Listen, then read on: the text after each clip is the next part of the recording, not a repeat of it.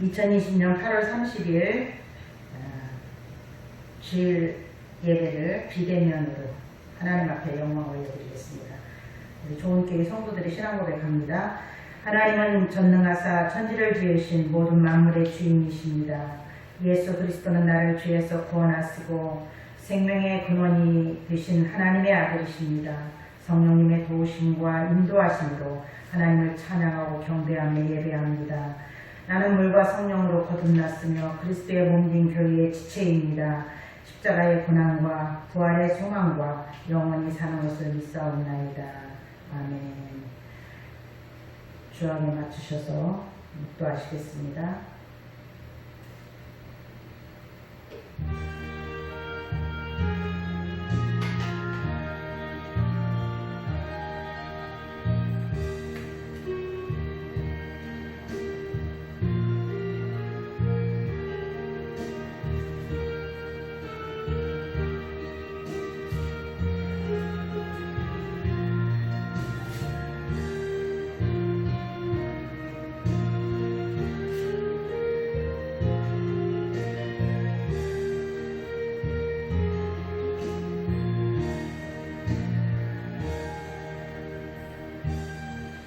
예수께서 그리스도이심을 믿는 자마다 하나님께로부터 난 자니 또한 나으신 이를 사랑하는 자마다 그에게서 난 자를 사랑하느니라. 우리가 하나님을 사랑하고 그의 계명을 지킬 때에 이로써 우리가 하나님의 자녀를 사랑하는 줄을 아느니라. 하나님을 사랑하는 것은 이것이니 우리가 그의 계명들을 지키는 것이라. 그의 계명들은 무거운 것이 아니로다. 무릇 하나님께부터 난 자마다 세상을 이기느니라. 세상을 이기는 승리는 이것이니 우리의 믿음이니라. 아멘. 주기도문송으로 하나님 앞에 영광 올려드립니다.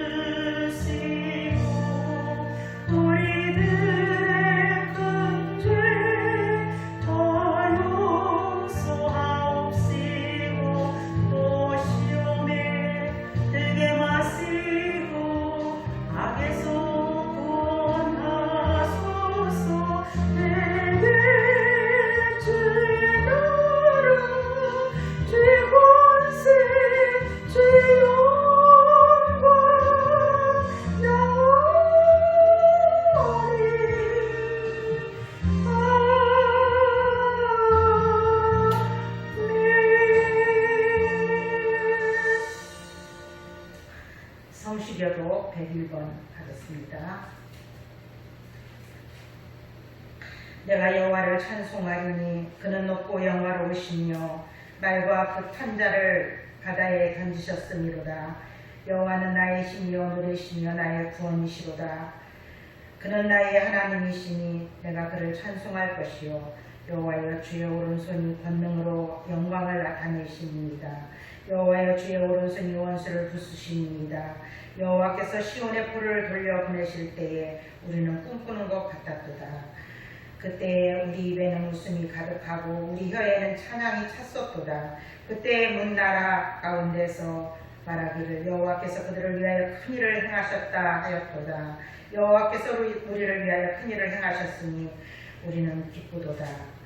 흑암에 행하던 백성이 큰 빛을 보고 사망의 그늘진 땅에 거주하던 자에게 빛이 비치도다. 주께서 이 나라를 창성하게 하시며 나의 기업 이스라엘이여 복이 있을지어다 하실 것입니다. 아멘. 하나님의 말씀 사도행전 23장 11절 말씀입니다.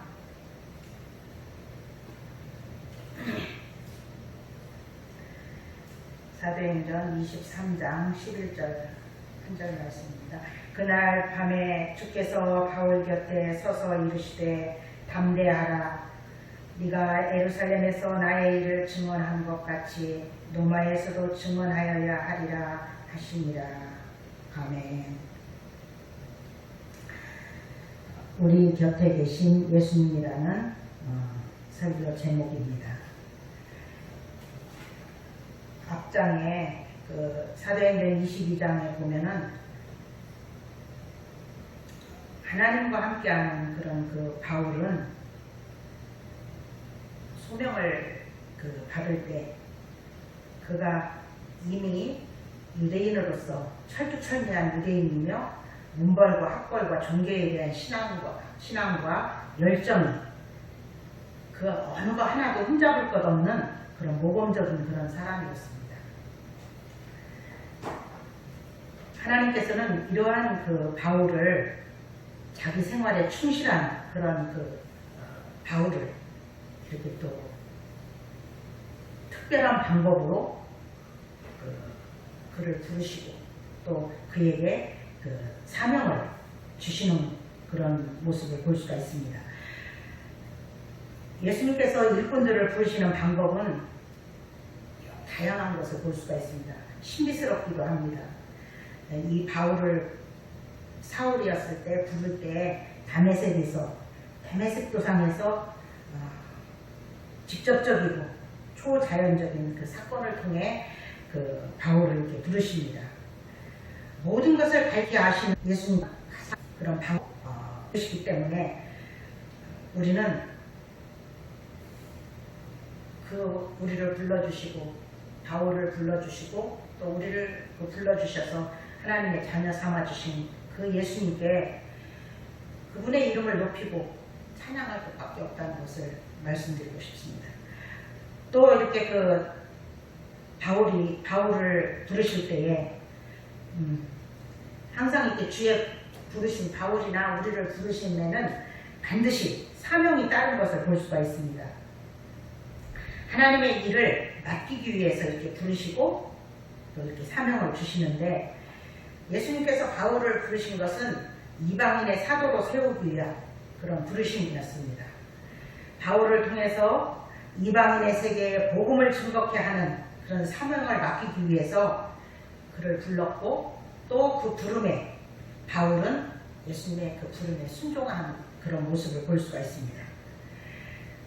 그래서 우리는 바울처럼 저와 여러분들을 부르신 그분의 뜻을 잘 이해하고 부르심에 합당하게 행하도록 힘쓰는 우리가 되어야 된다는 것을 이 바울을 통하여서 또 우리를 통하여서 일하시는 그 주님의 이름을 두고 이렇게 그분 앞에 힘쓰고 애쓰는 그런 모습을 보여야 된다는 것을 말씀드립니다. 주께 받은 자기의 직분을 소홀히 하지 않고 소명의 그 의미를 바로 알아가지고 주를 위해 충성하는 우리 좋은 교회 성도들 다 되시기를 바랍니다. 이 사도행전 22장에도 보면은 이 바울에게 이방인에 찾아가서 전도해야 할 사명을 주는데 그 사명자들의 그 자격이 이렇게 사명자는 자격을 갖추어야 되는데 첫 번째 그 자격은 예수님의 이름을 불러야 된다는 거예요. 주의 이름을 자꾸 이렇게 부르고 예수의 이름으로 일하고 예수의 이름으로 의지해서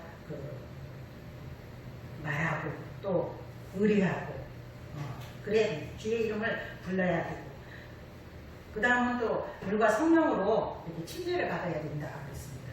사도행전 2장 38절에도 그런 말씀이 있습니다. 또 너희의 죄를 씻으라고 말씀을 하고 있습니다. 증인의 삶은 십자가의 보혈로 이렇게 씻음을 받고 정결해야 되는 것을 볼 수가 있습니다. 그 4절에 네 번째는 성령을 받아서 땅끝까지 복음의 증인의 삶을 살아야 된다고 사도행전 1장 8절에도 말씀하고 있습니다. 예수님의 그 참된 증인의 삶은 주의 이름을 이렇게 불러야 되고 침례를 받고 청결하고 또 성령을 받아서 주의 권능이 그 충만해야 증인의 삶을 산다는 거예요. 그래서 그 증인의 그 자격을 이렇게 말씀했고, 이 증인의 삶을 사는 사람들은 그 사명자입니다. 그래서 사명자의 그 자격, 이 증인의 그 일과 사명과 사명자의 그 삶을 살기 위해서는 성령의 인도함을 받는 그런 자가 되어야 된다. 성령의 인도함을. 그래서 그 성령의 인도함을 받는 그런 그 사명자로서 항상 쉬지 말고 기도해야 되고 성령의 역사에 절대적으로 이렇게 순종해야 된다는 거예요. 바울이 그 예수님께서 초자연적인 그런 사건을 통하여서 이렇게 그를 불렀을 때 그 예수님 앞에 그 부르심 앞에 겸손하게 순종하는 것처럼 오늘 우리도 성령의 그 역사에 절대적으로 순종하는 저 여러분들 되시기를 바랍니다. 또 세 번째는 성령 충만함을 받아야 그 사명자로서의 그 사명을 감당할 수가 있고, 그 다음은 또 그 증인의 삶을 살 수가 있는 것을 알 수가 있습니다. 사도행전 2장 38절을 같이 한번 상고해 보도록 하겠습니다. 베드로가 이르되 너희가 회개하여 각각 예수 그리스도의 이름으로 침례를 받고 죄사함을 받으라. 그리하면 성령의 선물을 받으리니 그랬습니다. 우리가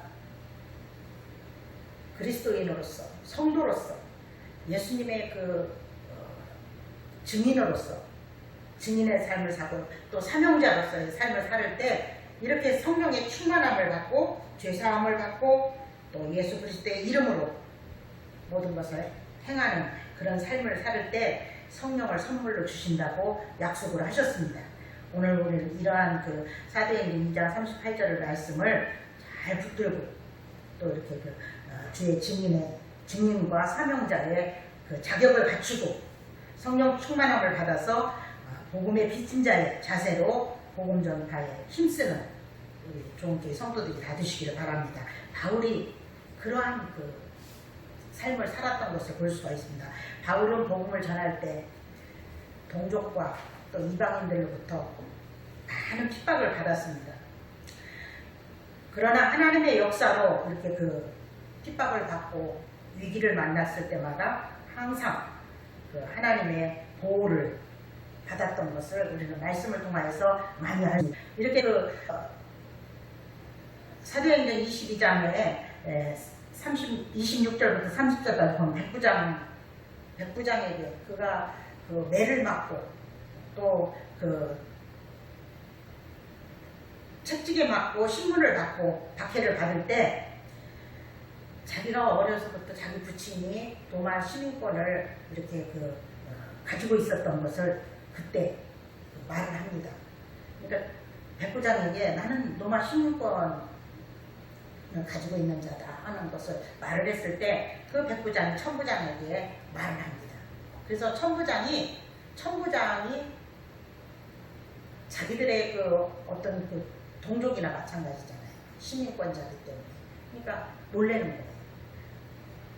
자기 그 자국민을 죄인이라도 그렇게 때려서는 안 되는 그런 상황인데 많이 때리고 그랬으니 어떻게 하겠어요. 그런데 천부장이 그 시민권자라는 소리를 듣고는 바울을 보호하는 그런 일이 22장 끝부분에 있습니다. 그리고 또 이렇게 하나님께서는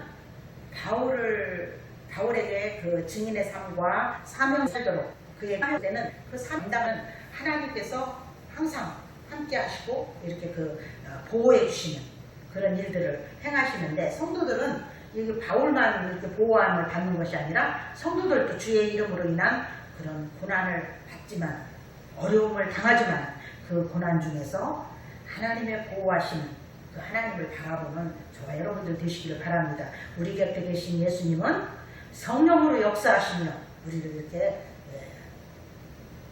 은혜 가운데로 또 이렇게 보호해 주시는 그런 그 하나님이십니다.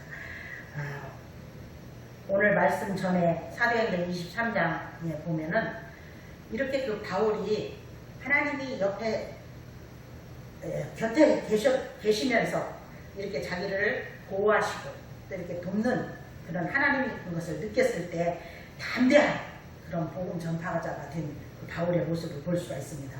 사내들인 공의 앞에서 바울은 때를 얻든지 못 얻든지 복음을 담대하게 이렇게 전하는 것을 보았습니다. 이 모든 그 사내들은 공의 앞에서 이렇게 말을 할 때 그 이스라엘의 장로들이여라고 이렇게 말을 합니다. 근데 바울은 그렇게 말을 하면 안 돼요. 그 원로들한테 그 형제들, 그 이스라엘의 장로들이여라고 이렇게 말을 해야 되는데 바울이 형제들이라고 이렇게 말을 했어요. 제가 잘못 전했습니다. 그 이스라엘의 장로들이여, 이거는 굉장히 바울이 그 자기의 그 위치를 자기를 그 장로들과 똑같은 그 동등한 지위에 이렇게 놓고 말문을 여는 그런 모습을 봅니다. 그러니까 이 공예 그 원로들이 막 화가 난 거예요. 그들의 기분을 상하게 했기 때문에. 그러니까 대제사장 아나니아는 바울의 입을 치라고 했어요. 저렇게 무시하고 이 공의원들을 무시하는 저거 그 바울의 입을 쳐라. 그러니까 어떡하겠어요. 그런데 하나님께서는 이미 그 바울에게 두려워하지 말고 담대하게 이렇게 전하도록 이렇게 항상 이렇게 힘을 주고 이렇게 믿음을 이렇게 주었습니다. 그래서 바울은 그렇게 입을 치라는 그런 말을 하지만은 두려워하지 아니하고 그 부활의 복음, 자기를 만나준 예수님에 대해서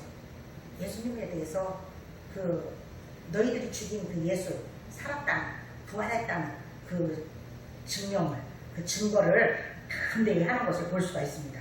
대제사장들의 그 압력을 받으면서도 또 정중하게 예의를 지켰고 복음을 증거하는 바울의 모습. 참으로 복음 전도자가 또 이렇게 그 사명자가 증거자가 이렇게 담대한 그런 모습으로 위축이 되거나 담대하지 못하면은 그 바울을 만나준 그 하나님에 대해서 담대히 전할 수가 없거든요. 근데 이 나를 만나주시고 나를 불러주시고 나에게 이렇게 이러한 기회를 주신 그 분이 너희들이 죽인 예수 그리스도, 그 부활하신 예수 그리스도라는 것을 담대히 이렇게 정하는 그런 복음 증거자의 모습을 바울을 통하여서 우리는 알 수가 있습니다. 이렇게 지혜롭게 사내들인 그 공의 앞에서 지혜롭게 이렇게 또 말을 하는데 어떠한 지혜가 있었냐면 그 의원들을 보면은 거기에 반은 바리새인들이고 반은 사두개인들이에요.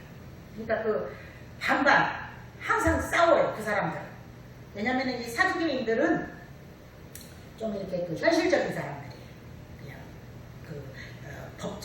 법적인 그런 법법법 하면서 따지는 사람들. 근데 이 바리새인들은 좀 영적인 사람들.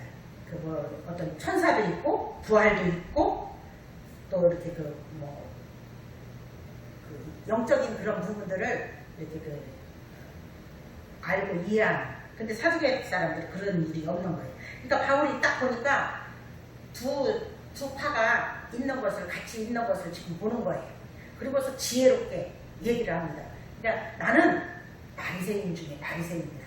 그러니까 자기는 유대인이고 바리새파 중에 바리새인이라고 이렇게 말을 하면서 그 부활도 또 이 천사도 영적인 모든 것들을 이제 이 바리새인 쪽에 말을 하니까 그러니까 바리새인들이 막 지금 바울을 죽이려고 이제 그 죄명을 찾으려고 했는데 그만 바울을 보호하게 됩니다. 그래서 자기들끼리 싸우는 거예요. 이제 사두개인들과 바리새파 사람들이 같이 자기들끼리 막 충돌을 해서 막 싸웁니다. 그러다 보니까 이 바울은 거기에서 또 이렇게 바리새파 사람들로 하여금 이제 보호가 된 거죠. 그래서 이 바울은 두려워하지 않고 이렇게 그 모든 것들을 담대히 또 지혜롭게 전했을 때 그 속에서 역사하시는 하나님의 뜻이 있음을 이렇게 믿고 이렇게 담대히 이렇게 부활의 복음을 전하는 그런 바울의 모습과 같이 우리도 어떠한 상황이든지 어떠한 환경이든지 어려움을 당하고 위기를 당하고 그랬을 때 환경을 두려워하지 말고 어떤 상황, 사건 이런 것들을 두려워하지 말고 주님을 의지하면서 지혜롭게 하나님 앞에 그 지혜를 달라고 이렇게 그 구하면서 지혜롭게 전하는 그 우리의 삶이 되어야 됩니다. 이 바울과 같이 믿음으로 또 담대함으로 또 지혜롭게 복음을 증거했을 때 주님이 책임져 주시고 막아주시고 보호해 주시고 또 역사하시는 그런 모습을 봅니다. 이 바울과 같이 바울만 사명자가 아니라 그리스도인들은 다 사명자예요. 사명자라는 것은 사신이라는 뜻이 있고 대사라는 그런 뜻이 있습니다. 그 사명을 부여받고 보내어진 그런 사람이라는 그런 뜻이죠. 사명자, 그리스도인. 그래서 저와 여러분들은 이 모든 또 그리스도인들은 주께서 사명자로 이 땅에 보낸 그런 그 사명자라는 거예요. 사명자.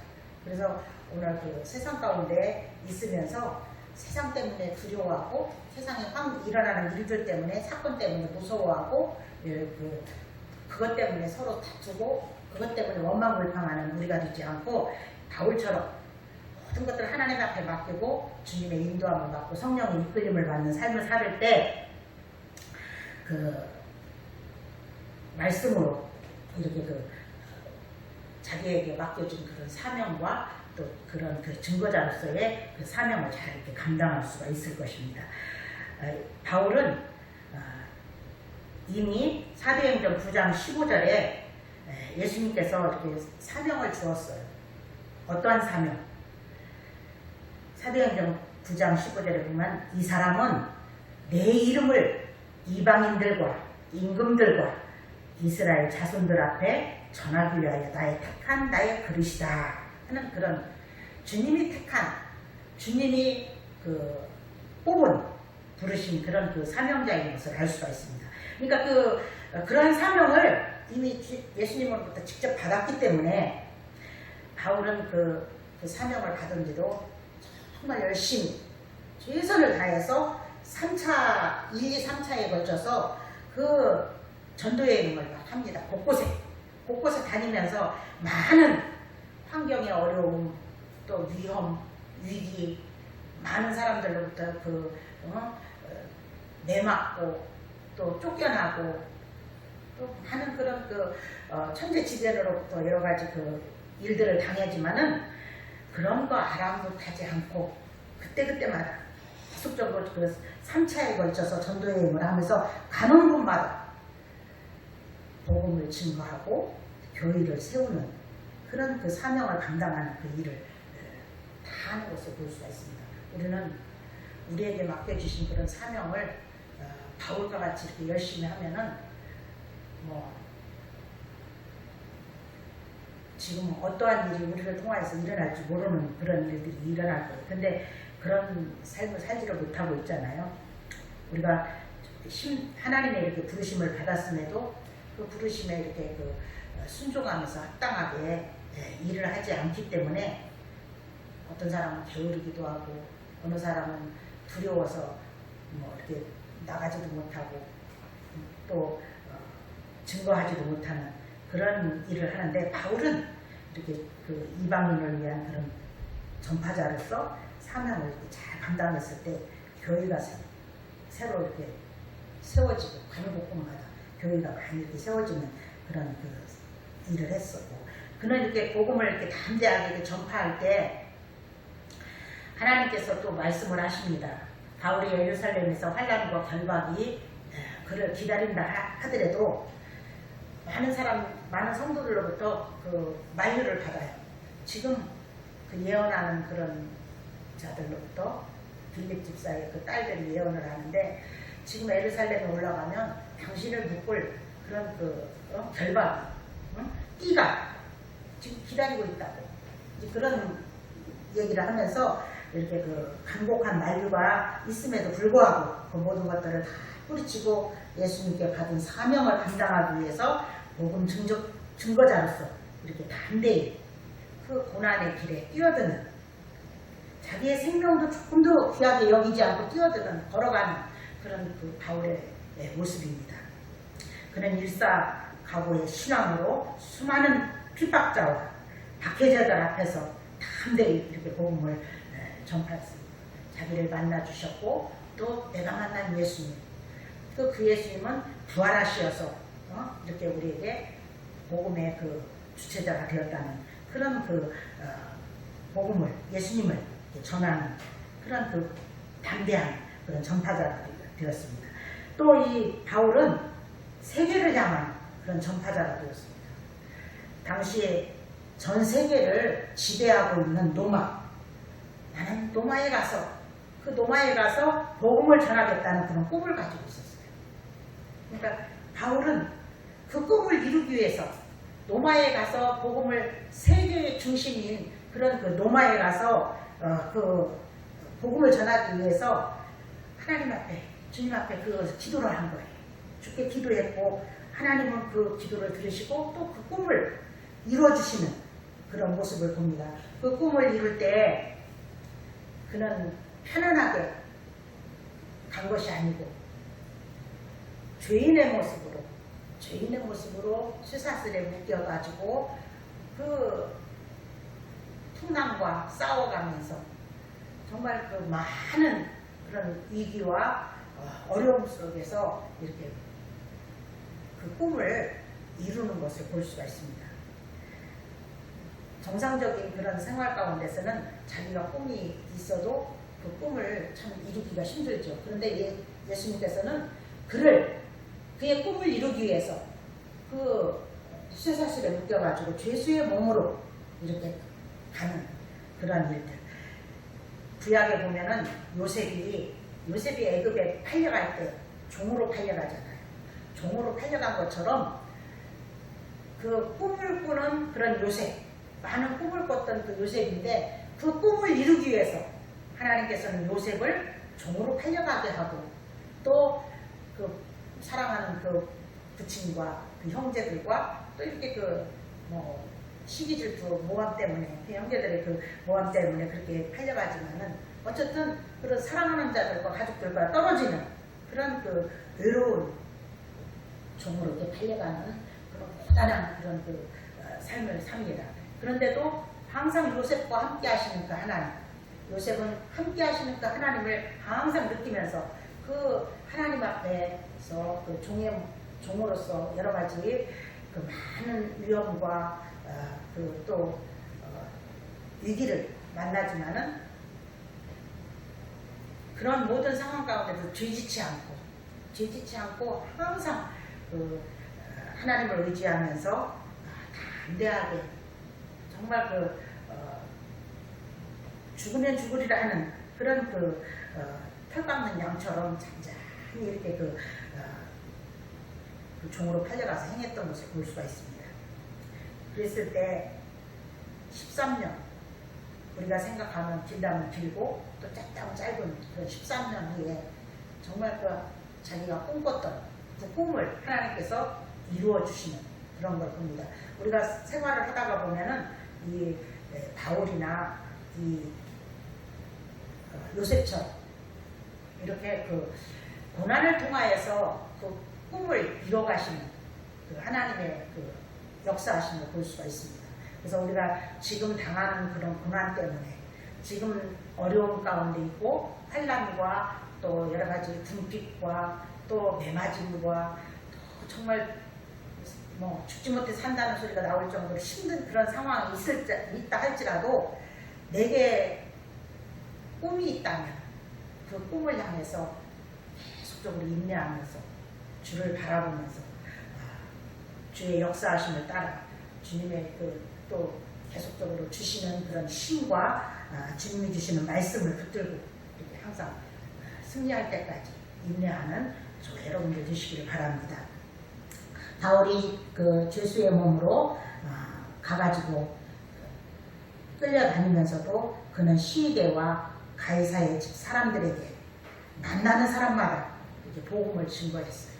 그러니까 죄인의 모습이고 포성질에 묶인 그런 모습이지만은 그 감옥에서도 어디 풍랑의 위험에서 계속적으로 복음을 계속 담대히 이렇게 전하고 또 바울은 로마에서 순교하는 그 순간까지 최선을 다해서 복음을 전파하는 그런 증거자의 그 사명을 잘 감당했던 걸 볼 수가 있습니다. 이렇게 하나님의 그 보호하심, 우리 곁에 계신 그 예수님은 바울을 항상 이렇게 또 이렇게 위기 가운데서 지켜주시고 또 힘주시어서 또 어떤 때는 피할 길도 주시고 어떤 때는 구원해가지고 또 이렇게 그 사역을 위하여서 또 주님이 또 이렇게 말씀하시고 힘을 북돋아 주시고 이렇게 보호하시는 그런 여러 가지 모습들을 볼 수가 있습니다. 오늘 그 사도행전 23장에도 보면은 하나님의 보호하심을 또 한 번 또 볼 수가 있습니다.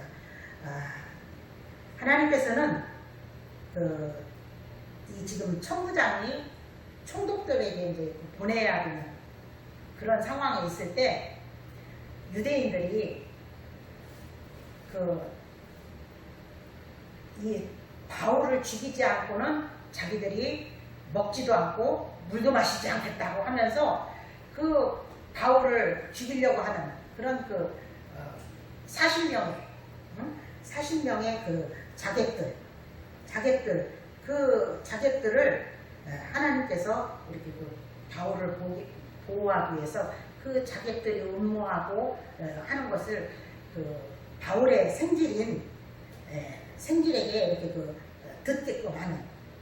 그래서 생질이 저기 이 바울을 죽이려고 하는 그런 지금 음모를 하고 있는데 정말 뭐 칼도 잘 쓰고 싸움에 능한 자들 이런 자객들 40명 지금 뭐 바울을 죽이지 않고는 자기들이 살면 안 된다 할 정도로 생명 바쳐서 지금 덤비는 그런 사람들이 지금 있다는 것을 그걸 들은 거예요. 그러니까 그 소리를 바울한테 가서 얘기를 했어요. 생질. 그러니까 바울이 저기 천부장한테 가서 그 얘기를 하도록 그렇게 했을 때 천부장이 바울을 보호하기 위해서 40명의 자객들에게서 바울을 보호하기 위해서 로마 군병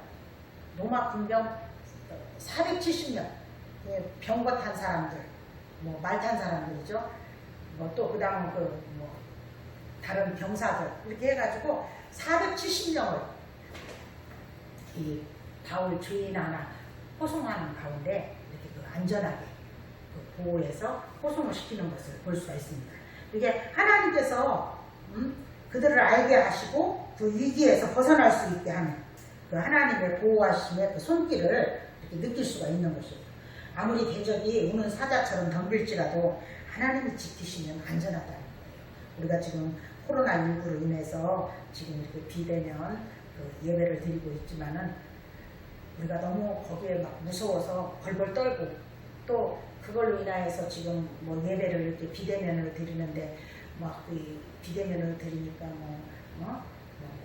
화를 내고 은혜가 안 된다 또 성전에 못 올라가서 못한다 하고 이렇게 싸우거나 또 이렇게 원망하거나 불평하지 말고 이 어려움 잘 이렇게 극복하고 이겨서 어떤 것도 하나님 앞에서는 아무것도 소용없다는 거예요. 이북의 미사일 다 하나님이 보호하고 하나님이 쓰지 못하게 할 때는 아무것도 아니라는 거예요. 이렇게 하나님의 안전한 보호, 하나님은 당신의 뜻을 이루시기 위해서 이방의 세력까지도 이렇게 사용하시는 하나님이신 걸 볼 수가 있습니다. 바울을 죽이려는 세력이 그렇게 40명이지만은 하나님은 로마의 군대를 동원해서 이렇게 바울을 지키는 그런 군사 470명이나 되게 하는 그런 모습을 볼 수가 있습니다. 이는 바울을 통한 복음 사역을 이루시려고 하시는 하나님의 섭리인 것을. 그러니까 하나님의 일을 하려고 하는 그런 사람은 이게 하나님께서 보호하시고 하나님께서 이렇게 구원하시고 이뤄 가신다는 거예요. 그래서 지금 그의 꿈을 통하여서 그 복음 사역을 이방에 전하는데 죄인의 모습으로도 이렇게 갈 수 있게끔 그 모든 것이 그렇게 이루어지는데 그게 다 하나님의 섭리라. 아무리 마귀가 악한 마귀들이 해치려고 하고 또 우는 사자처럼 달려든다 할지라도 하나님이 함께 하시면 우리는 항상 그렇게 안전할 수가 있습니다. 바울이 이렇게 천부장의 도움으로 470명의 로마의 군사들로 안전하게 이렇게 인도함 받고 또 이렇게 성 안으로 이렇게 데려가서 보호를 받는 것처럼 하나님께서는 예루살렘에서 지금 네가 담대하게 원로들 앞에서 이렇게 복음을 전하고 외쳤던 것처럼 이제 네가 로마에 가서도 예루살렘에서 예수님에 대하여 증거하신 것을 로마에 가서도 증언해야 된다는 그런 말씀을 해주십니다. 그러니까 바울은 자기가 죄인으로 있던 호송질에 묶여 있던 하나님께서 로마에 보내주실 것을 아는 거예요. 그러니까 갈 수 있는 길을 항상 기회를 놓치지 않는 그런 바울의 모습.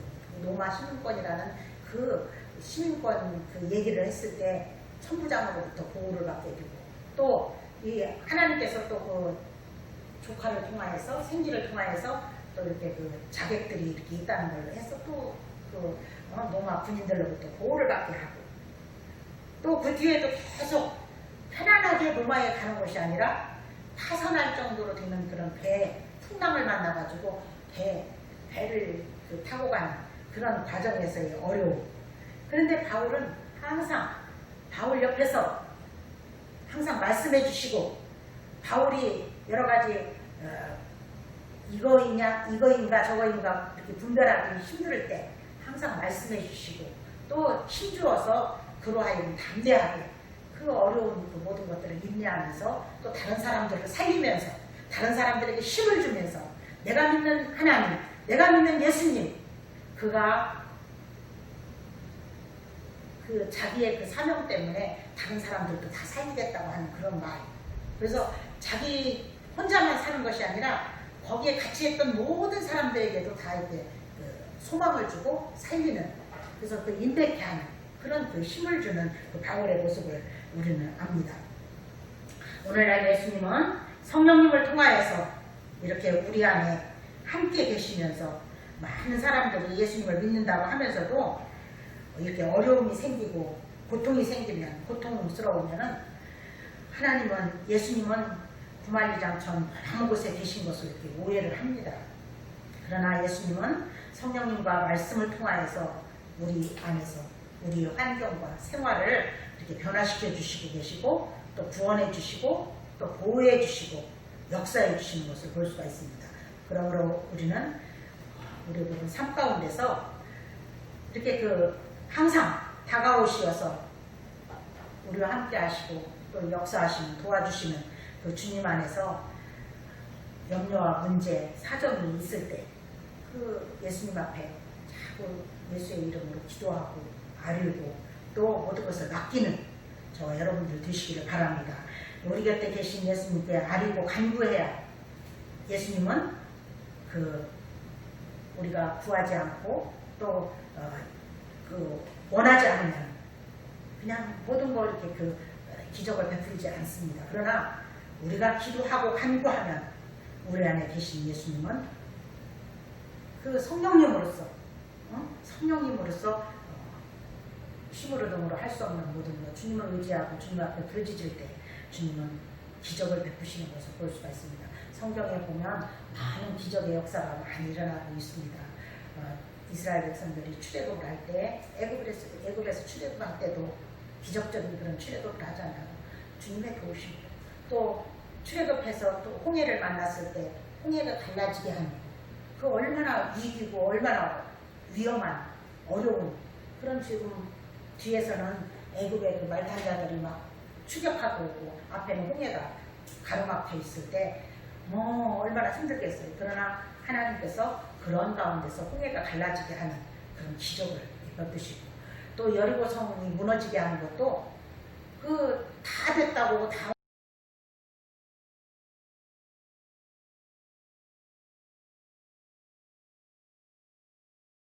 왔다고 이렇게 생각했는데 40년 만에 여리고 성이 딱 가로막고 있었을 때 하나님 앞에 그들은 주님의 말씀을 했을 때 그 말씀 앞에서 말씀에 순종하면서 그냥 그 성 도로라고 했을 때 그들은 그냥 말씀에 순종하는 그 순종을 했을 때 그대로 그 여리고성이 하나님께서 무너뜨려줍니다.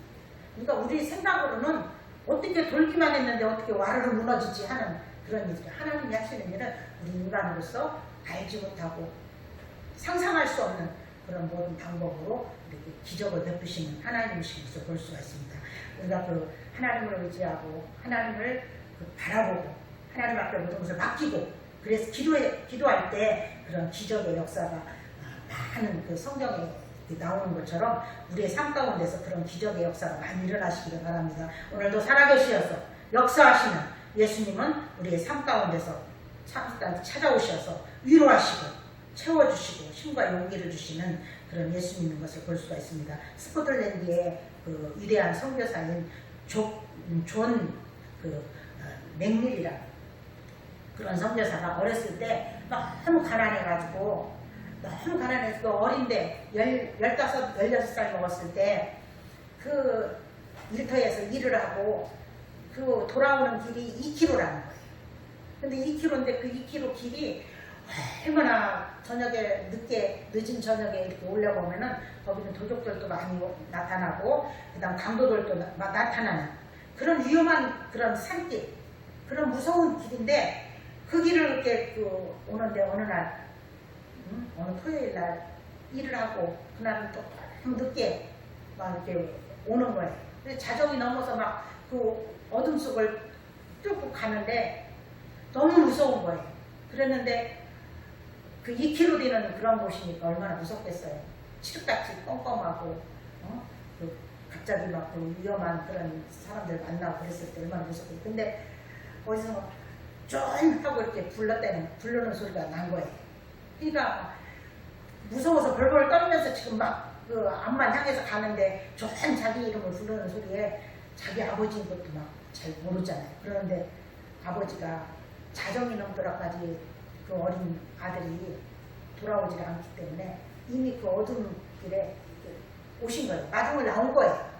그래가지고 그 발소리를 듣고는 쫀하고 불렀을 때 그 아버지가 아버지다 하는 그런 소리에 안도감을 누리고 또 아버지는 그 아들을 봤을 때 그 어깨에 손을 얹고 얼마나 기쁜 마음으로 아버지가 이렇게 얼싸안고 이렇게 같이 갈 때 얼마나 편안하고 얼마나 기쁘고 그 하루에 그 어린 나이에 그 힘든 일을 하고 오면서 고단한 몸이 그 아버지의 그 자기 아버지가 부르는 자기 이름과 그다음 아버지가 같이 걸어가고 있는 그 길에서 피로가 다 풀리고 마음이 평안과 기쁨이 넘쳤을 것입니다. 그런 것처럼 오늘 예수님은 이렇게 바울 곁에서 또 저와 여러분들 곁에서 함께 하시면서 우리를 이렇게 도와주시고 위로해 주시고 축복해 주시는 그 예수님이라는 것을 믿고 오늘 그 예수님과 함께 또 이렇게 승리의 삶을 살고 이 어려운 시기에 인내하면서 승리하는 저와 여러분들 되시기를 바랍니다. 그 시편 105편 보면은 그런 말씀이 있습니다. 105편 그 3절에 제가 읽겠습니다. 그의 거룩한 이름을 자랑하라. 여호와를 구하는 자들은 마음이 즐거울지어다. 그렇습니다. 하나님을 찾고 하나님을 구하는 자들은 마음의 평안을 얻는다. 마음이 즐겁다는 거예요. 주님이 그 즐거움을 이렇게 채워주신다는 거예요. 하나님께서 자기를 찾아 나오는 자들을 좋은 곳으로 이렇게 만족하게 하시고 그 마음에 기쁨이 넘치도록 이렇게 하신다는 그런 말씀입니다. 또 7절 말씀에 7절 그 105편 7절 말씀에 그는 여호와 우리 하나님이시라 그의 판단이 온 땅에 있도다 그랬습니다. 온 세상을 판단하시는 그 하나님 그 하나님의 공의로운 그 판단은 믿는 자나 믿지 않는 자나 권세 있는 자나 힘없는 자를 불문하고 모두에게 공평하게 임하신다는 거예요. 오늘 저는 어제 오늘 그 뉴스를 보면서 굉장히 기뻤어요. 무슨 기쁨이 있었냐면은 일본의 그 아베 총리가 얼마나 우리나라를 힘들게 했어요. 작년 올 얼마나 힘들게 했어요. 그 막 저기 경제적으로도 그렇고 얼마나 많은 무시를 많이 당했어요, 우리 민족. 그러면서도 그냥 대항 하나도 못하고 어떻게 하지도 못하고 그들이 그 막고 다 중단시키고 못 오게 하고 그 모든 것들을 그런 일을 했는데 그 아베가 육신에 병이 들어서 그 총리직을 그 사임한 그런 일을 보고 그 작년부터 그 아베가 나올 때마다 내가 그 아베가 우리나라를 향해서 그렇게 쓴소리를 하고 또 못된 그런 일을 했을 때 무시하고 막 그랬을 때 굉장히 속상하고 아베를 축복해달라고 내가 기도를 했는데 하나님은 공평하신 하나님이시라서 이렇게 또 갚아주시는구나. 그러면서 그가 이제 자기 임기를 다 채우지 못하고 지금 이렇게 사표를 낸 그런 상황에서 감사하면서 하나님 저 아베의 그 질병도 고쳐주세요. 그러면서 사표는 했지만은 이제 사표에서 이제 새로 또 이렇게 총리로 나오는 그 사람 우리 나라하고 여러 가지 그 불미스러웠던 모든 일들 다시 모든 거 회복될 수 있도록 해달라고 그렇게 어제하고 오늘 계속 그런 기도를 했습니다. 코로나19로 인해서 힘들고 어렵다고 제가 원망하고 불평한 게 아니라 나는 너무 기뻤어요. 기쁘면서 이렇게 이런 말씀을 이렇게 준비를 했습니다. 오늘도 이렇게 공평하신 하나님 앞에 우리는 이렇게 불의하고 부정이 넘치는 이 세상에 대해서 우리가 그것을 욕하고 탓하고 불만스럽다고 막 그 불만을 토로하는 우리가 아니라 하나님 앞에 공정하게 판단하실 것을 하나님이 이렇게 공평하게 모든 것들을 이끌어 가실 온 세상을 판단하시는 그 하나님 앞에 맡기고 또 기도하고 하나님께서 어떻게 인도하시고 축복하시는 것을 바라보는 목도하는 저와 여러분들 되시길 바랍니다. 기도하시겠습니다. 하나님 아버지, 코로나19로 인하여서 우리가 비대면으로 이렇게 오늘 예배를 하나님 앞에 올려드립니다. 여러 가지 서로 바라보며 서로 아버지 안에서 주님 앞에 영광을 올려드리고 주의 말씀을 받아야 되는 저희들이지만은 이렇게 아버지 안에서 환경이 자유롭지 못하다고 우리가 원망하고 불평하면서 예배드리는 저희들이 되지 않게 하시고 오늘 아버지 안에서 또 얼마나 그동안 우리가 주님의 그 은혜 가운데서 성전에서 대면하며 예배드리는 것이 축복이었던 것을 다시 한번 감사하고 기뻐하고 또 그날이 오기를 소원하는 우리 무대가 될 수 있도록 아버지 도와주시옵소서. 어서 속히 이 모든 코로나가 아버지 하나님이셔 그 질병에서 다 벗어나게 하시고 하나님께서 하시고자 원하는 아버지 못하실 일이 없는 아버지신 일을 믿사오니 주님 도와주시고 축복하여 주셔서 우리나라뿐만 아니라 온 세계까지 이 코로나가 다 종식되고 또 백신이 어서 속히 나와서 아버지 하나님이시여 또 전염병에 걸린 모든 자들이 치유함을 받을 수 있도록 주님 도와주시옵소서. 함께하여 주시옵소서. 영광을 받아 주시옵소서. 예수님의 이름으로 감사하며 기도하옵나이다. 아멘.